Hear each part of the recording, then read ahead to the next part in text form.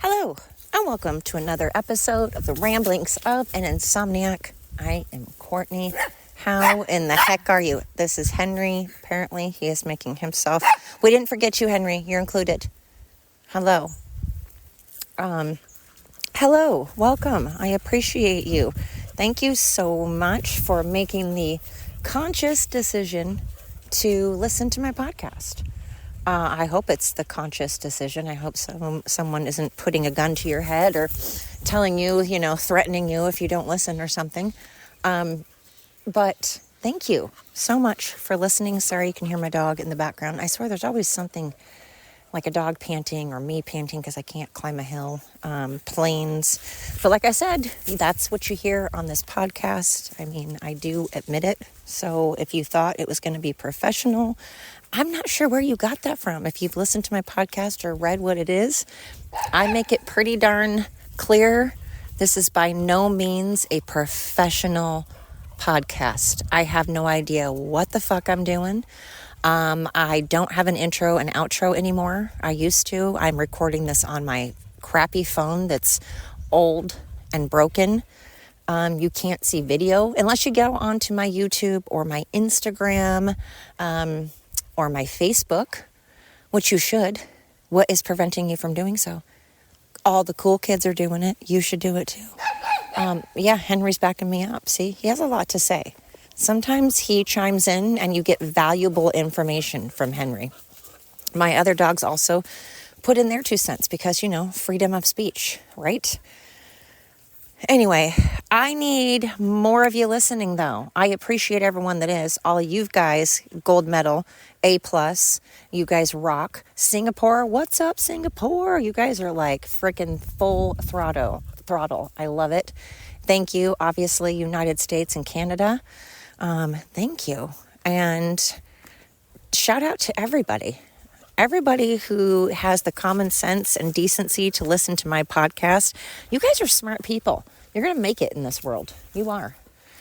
Anyway, what is bugging me? What bug is up my butt today? What isn't bugging me? What isn't up my butt? Wow. That sounded real bad. Real bad. There's a lot kind of not bugging me. I don't want to say that because then I sound like a negative Nelly. You thought I was going to say Nancy, but no, I mix it up around here. I keep you guessing. I keep you on your toes. It's a mental workout. You guys will be ready for the Navy SEALs when I'm done with you because of the mental fortitude it takes to listen to my podcast. Henry. All right. So first, I want to say that I love to say that I am very observant, which I am. I stand by that. But there are different types of observations. One thing I suck at, I am very bad at, I don't really notice people's appearances that much. And I'm not meaning that in a cool way, like I am so cool and so progressive that I just don't even notice if someone is black or white or fat or tall or skinny or whatever. I mean, yes, of course I'm going to notice maybe their gender or what nationality they are maybe, or maybe their color of hair, but that's about it. It took me, when my fiance was like, yeah, my dad's mustache, blah, blah, blah. I'm like, wait, did your dad just get a mustache? Or no, he was talking about his dad shaving off his mustache, shaving it off. Now, granted, I don't see him every day. I seriously see him probably 3 times a year in my defense. But never, I didn't think he had a mustache. And I was like, wait, your dad's got a mustache? He shaved off I didn't know he had a mustache. Like, if I were to have to pick out someone from a lineup, don't bank on me knowing. I don't know. The things I'm observant about are things like my surroundings, or if something has been moved, or what looks out of place, what isn't normal, what fits in, what doesn't fit in, what signs are normal, what things in the big picture are normal and what is out of place. I notice those things. And I go back to, like I've talked about before, I think if you come from maybe an abusive background, whether it's mentally, physically, sexually, verbally abusive background, or you come with, a background of addiction, I think it comes with that. You learn to be observant in kind of your surroundings. So I very much notice, like I said, I put the pieces together. I feel like I would make an excellent detective. I'm always pissing people off because I guess endings of movies, and I notice too many things about shows and movies that don't add up, that can't actually happen. I'm a real fuddy-duddy about that. I can't stand watching shows that aren't accurate when it comes to just, crime and science and stuff. It just bothers me. And I'm such a weirdo because, again, I've talked about this before, but like Harry Potter and things with magic, I realize it's just supposed to be fun and lighthearted like Santa Claus. But I could never get on board with Santa Claus or magic because I'm like, but it's not real. It's very, very, very easy to explain away. It's very easy to debunk. And that's why even with ghosts and, like paranormal and all of that, I first try to debunk things. I first try to, not debunk things, but I've tried to come up with logical explanations as to what I'm looking at, what's happening, what things can be causing what I'm looking at and what's happening, or the noises that I'm hearing, or a door to close, or whatever. And after I have gone thoroughly over the options of what could happen, then I go, it's unexplained. I don't necessarily go to, oh, it's a ghost, or, oh, it's whatever. No, I go to, oh, that's difficult to explain. And then sometimes I go, wow, I wonder if that's paranormal. That could be paranormal. I still don't ever say, oh, that's definitely a ghost, or that's for sure a ghost. I just maybe go, that could be a ghost. That could be. That could be something paranormal. So, Henry, I just have always been that way. I question things. I try to break things down, and I do that with people. Like when people act a certain way, it's why I've said I'm a voyeur. I'm a voyeur because I like to observe. I like to know what people's surroundings are, what makes them behave the way they do, what makes them act the way they do, what kind of background do they come from, how do they live, that maybe plays into why they behave a certain way. And so I just... people fascinate me. They also piss me off. They also make me want to punch them sometimes. But I'm not going to do that because it's not dignified or legal. So I'll refrain. I will mentally I'll just think about it sometimes. So if I'm ever standing around out in public with this big smile on my face, it's probably because I'm visualizing just slapping someone right in their face. Ugh, that's not nice. I'm not promoting anybody doing that. If you want to visualize doing that, that's one thing, but don't actually do it. And we probably shouldn't visualize bad things because then that just breeds negativity. And we shouldn't be breeding negativity. Just like we probably shouldn't be breeding any more stupid people. Come on. Why? What is in the water? What are we drinking that's making people freaking retarded? I said the R word. I just lost half of my listeners. That makes people so dumb. I don't understand. It's just lack of education. It's just being a follower. I've never understood that either. I mean, sure, even people I like and respect, I don't necessarily follow. I mean, sure, I guess there are people on Instagram and Twitter or whatever that I follow, but I don't follow them as in blindly follow them. So whatever they do, I just think is sacred and never wrong. And if they jump off a cliff, I'm certainly not going to. I mean, unless we're like bungee jumping, and well, then I definitely wouldn't. So, I've said this before, even when it comes to religion in church, while I was in church, while I was in Sunday school, I asked questions. And I firmly believe that if God exists, he doesn't mind and probably encourages me to ask questions. I don't think he wants us to blindly follow. I know he doesn't want us to blindly follow, I guess unless it's him, but it's not blindly. We're not doing so blindly. He wants us to check him out. Look at his background. Look at his credentials. Do a background check. God doesn't care if you do a background check on him. He's like, all right, I know my resume. I know I can back it up. I don't know. Too many people are jumping off cliffs these days. And although I'd like to say that I wish more stupid, violent, hateful people would do that, I guess that would just make me a hateful person. And two wrongs don't make a right. Although I'm not pushing them off the cliff. I'm just saying if they all jumped off a cliff, I wouldn't cry about it. Not encouraging people to do it. Don't want people to do it. Not saying I would get on social media and rejoice and be happy. I would not. But when you don't know somebody, and let's say it's someone who very, very much is an evil person, I can secretly not give a crap if an evil person dies. Again, I'm not getting on social media and rejoicing.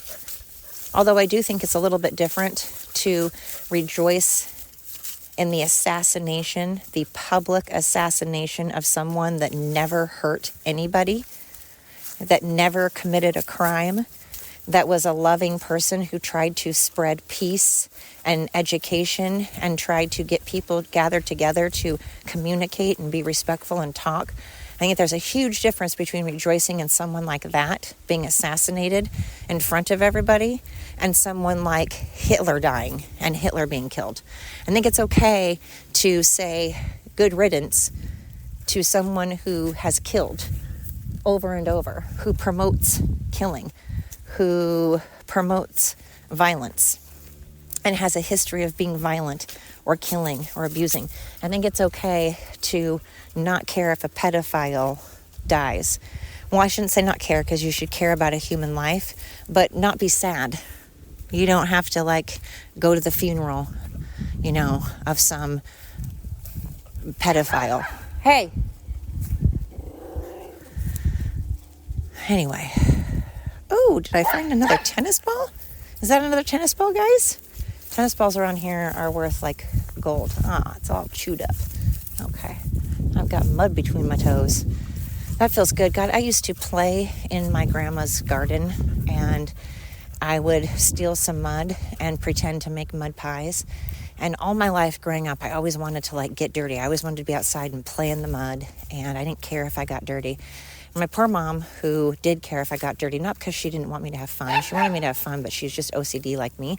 Because I didn't care if my kids got dirty either. I let them get dirty. But then I was like, oh my God, I'm such a clean freak. I'm so OCD that I didn't want any of that dirt to get in my house. And I didn't want to take them out and about looking like grubby little, dirt balls. I didn't care, of course, if they're playing out in the mud in front of everybody and everyone's like, oh, look, they're playing in mud. But then I wanted to clean them up and take them out to the store and stuff. And I didn't want that mud tracked all over my house. So sand, oh my God, as someone that's from the coast, do not like the texture or feeling of sand. And sand is impassable. It is like Chinese torture. Sand just sticks with you in all of your orifices forever. It's just in your butt cracks. It's in your cleavage. It is in your hair. It is in your mouth. It's everywhere. It's in your blankets. It's in your car. It just, no matter how many times you vacuum, you can have sand in your house from 1974. Hey, yeah, see, amen, Henry. He's like, yeah, sand. It's a bitch. As much as I loved and miss so much the sound and the smell and just the look, just watching the ocean, I never liked sand. Sand and chalk. I hate chalk so much that I can't pick up chalk. Saying the word actually really hurts my teeth and bothers me. Uh-oh. Mosby! Oh, good boy, Mo. Saying the word, it's genuinely a phobia. I'm not even joking you. I can't pick up chalk. I can't walk on top of chalk. I have to walk way across the street. Again, just saying the word bothers me. And sand is very close to that. I don't like it. Wet sand is way better. I can handle wet sand, but dry sand, no. It's a texture thing. I hate it so much. Anyway, how did I get on that freaking topic? How did I start talking about that? Who fucking knows? Anyway, I honestly don't know why I started talking about that other than to say observations. And yeah, I was talking about observations again, circling around, round and around we go. But I'm not observant when it comes to what people look like. It's just what my surroundings are. But it's amazing to me when people can recall details like that. But I always think of my cousin Vinny when everybody's like, oh, this is what I saw. And they're like, oh, really? Through all of this dirt and all of this grit on the guy that has the windows that are really dirty. And then the lady with the Coke bottle prescription eyeglasses. And he's like, how many fingers am I holding up? And he's half the distance. And she can't see shit. People lie. People sometimes say what they think they say, or sometimes their mind fills in the blanks. They see part of something, and their mind makes an assumption and tries to fill in the blanks. That's an actual thing. Don't remember what it's called, but doctors, psychiatrists, scientists, whatever, they can back me up on this. It's a thing.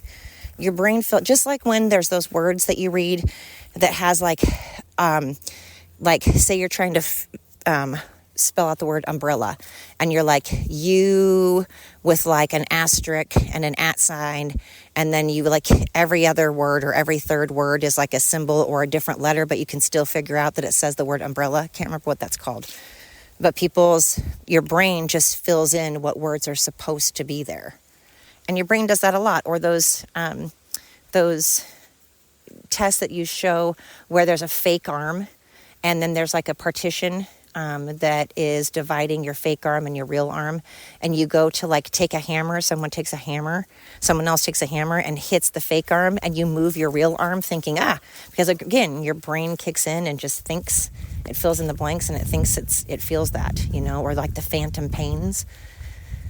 So I think sometimes people think they see something that they don't, and they just fill in the blanks. But then there's other people that are just highly observant, like on the show Psych. I'm sure there are people like that around. By the way, if you haven't watched this show Psych, it's more for like Generation X, because there's a lot of references.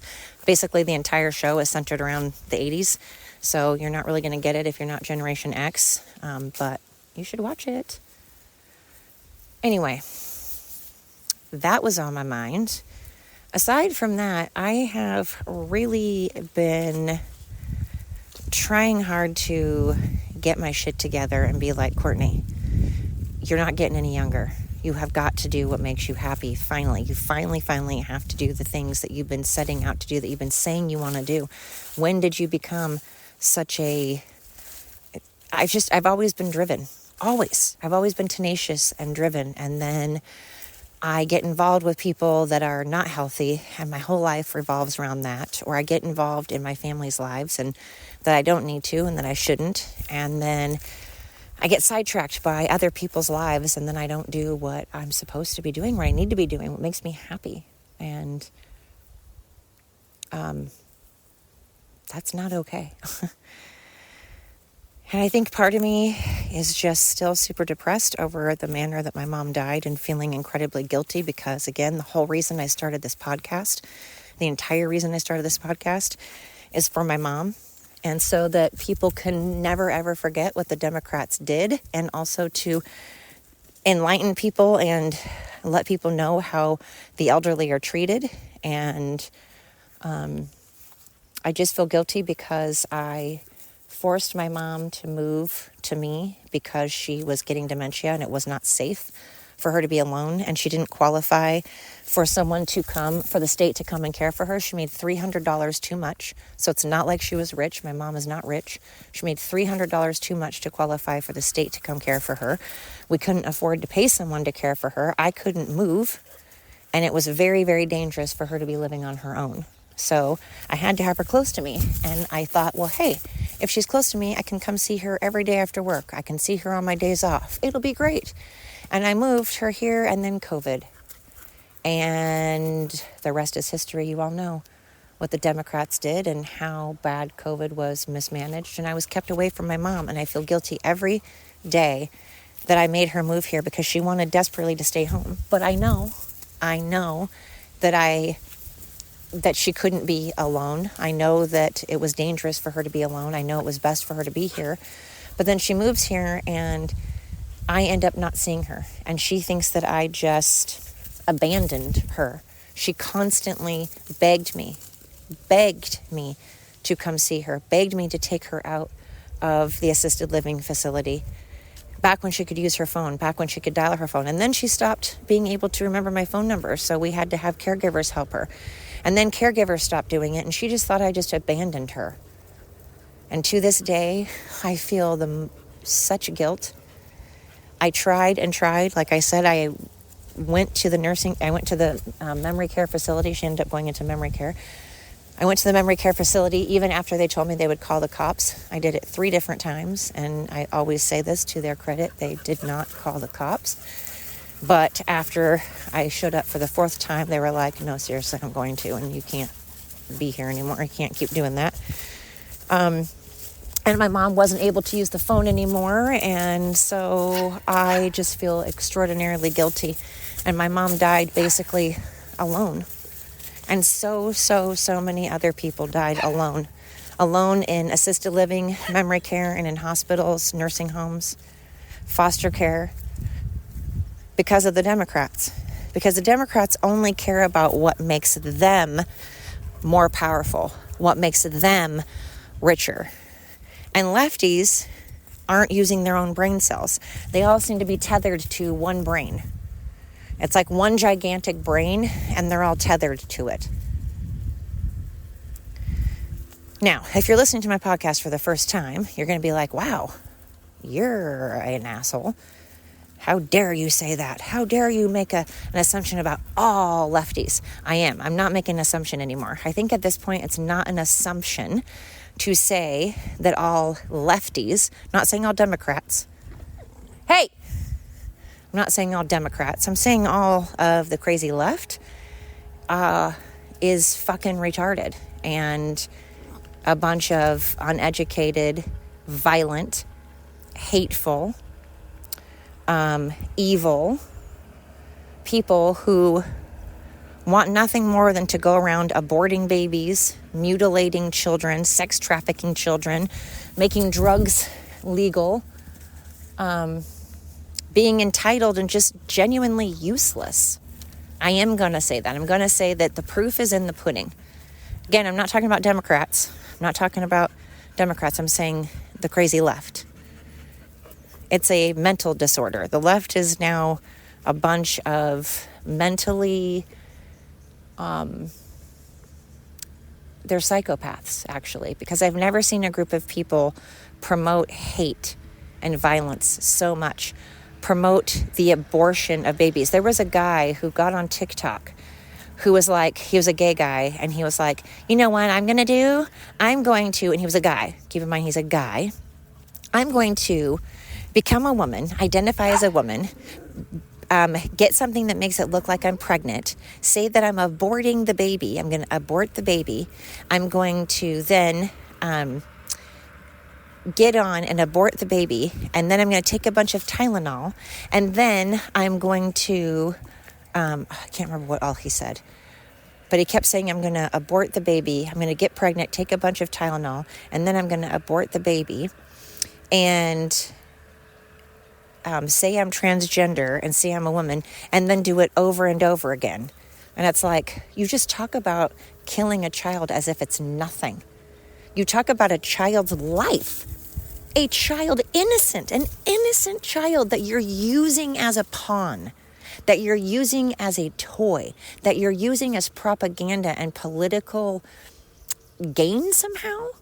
And that's sad that that's a political gain. You're trying to gain crazy people, and you're trying to say that you have no problem with aborting a child, killing an innocent child, so that you can prove something to Trump. What did you prove? How are you harming Trump? You're only harming a baby. Now, granted, of course, he's a guy. He's a dude, so he can't do any of this. But there are women out there eating Tylenol by the handfuls because they want to piss Trump off. So they're killing their baby, or they're having the potential of killing their baby, or the potential of giving their baby disease or some type of disability or harming their unborn child, just so that they can prove Trump wrong, even though Trump's not wrong, and Tylenol itself. Tylenol, the company, along with many, many, many other medications, not just Tylenol, many, many, many other medications, including drinking, including alcohol, including weed, and every other drug, all drugs, all say you should not do that while pregnant. Tylenol says it, and so does alcohol and drugs. They all say, hey, don't do this while pregnant. So are they all going to go out and do a bunch of drugs and drink a whole bunch? I mean, a lot of people do. So you don't have any respect for your child. You're going to kill your child or make your child have all kinds of disabilities and issues, and then make the taxpayers pay for that, make the child pay for that, just because you somehow want to piss off Trump, which it won't do. He doesn't know you. How narcissistic are you? Do you think the world revolves around you? It's so weird. It's so horrible. That's what these people are. So if you were that, I'm not making the assumption that you're batshit crazy. I'm not making the assumption that you're evil. And I'm not lumping a bunch of people together. You are, listen up, listen real good. Put your ear all the way up to the volume. You are an evil, horrible person. I hope that Darwin comes at you. I truly hope that, come on, Mosby. I truly hope that you guys that are promoting taking a bunch of pills and things just to prove Trump wrong, you're promoting killing a child. So yeah, I've got a problem with that. And yeah, I think you're pretty fucked up in the head. You're a little messed up. You have problems. That's not an assumption. And I don't make apologies, and I don't get bullied. So if you want to make threats and call me a bunch of names, it literally does nothing. In fact, I find it hilarious, and I'll just come at you. I'll come right back at you. I won't stop my podcast. I won't stop my beliefs. I won't stop what I'm saying and trying to challenge me and yell at me and, threaten or whatever doesn't work. That's for weak sauce people. If you are so miserable with your life that you have to threaten people for their beliefs, that's something that you need to talk to a counselor about, right? That's something you need to look in the mirror and be like, I have problems. How can I fix myself? How can I fix myself so that I don't continue to destroy other people because I'm so unhappy? That's a you problem, right? Anyway, guilt's a bitch. Having the burden of being stupid, that's a lot. That's a huge burden. Having guilt is a huge burden. I don't have the stupidity. I mean, I've been ignorant. I've been wrong. I've definitely been wrong, and I've definitely been ignorant on things. And I've done some stupid shit, of course. Always admitted it. I by no means think that I am a perfect person. Lord knows I am not. Far from it. But I'm not a lemming that follows blindly, and I don't go around rejoicing in the assassination of others. I don't go around wishing and talking about aborting children and mutilating children and promoting assassination. And I don't go around saying the same recycled, regurgitated stuff after people have debunked it 1,000 times. I don't go around just thinking everybody is right. I do my own research. I go out and I go outside and look around and see with my own eyes what's going on. I go everywhere. I do my own homework, There's those people that copy people, that copy homework, and then there's people that do it themselves. Are you a doer or are you a copier? Do you earn it or do you steal it? Are you like China, where you steal all of our technology and then try to take credit and then try to pretend that you're the better one, the smarter one? Do you copyright and then just follow along? Or do you actually do your own research? Are you authentic? Are you genuine? Or are you just a copy? I don't know. I'd rather be my own person. I don't want to try to be like anyone else. I want to be kind. I want to be respectful. Sure, other people are kind and other people are respectful, but I don't want to be that way because someone else is. I don't want to be a respectful, kind person because someone else is. I want to be that way because that's just who I want to be. That's who I want to be. Anyway, cheers to those that do their own homework, that don't cheat, that are authentic in their own self, and they don't go around trying to be someone else and someone that they're not. Cheers to people that pave their own way, and if they're not happy, they try to do what they can to make themselves happy. They don't wallow in self-pity. They don't play the victim. They go out and they make it happen. They go out and make happiness happen. They go out and make their own money. Cheers to people like that. Fuck yeah. America. Fuck yeah. Anyway, not just America, but anybody, right? I want to go back to Hong Kong. Shout out to Hong Kong. You guys are fucking awesome. You want to know a group of people that are really, really, really kind? Genuinely, genuinely kind, awesome people? Go to Hong Kong. Seriously, go to Hong Kong. Just a bunch of, I want to go back when I have time because I just loved people there so much. So shout out to Hong Kong.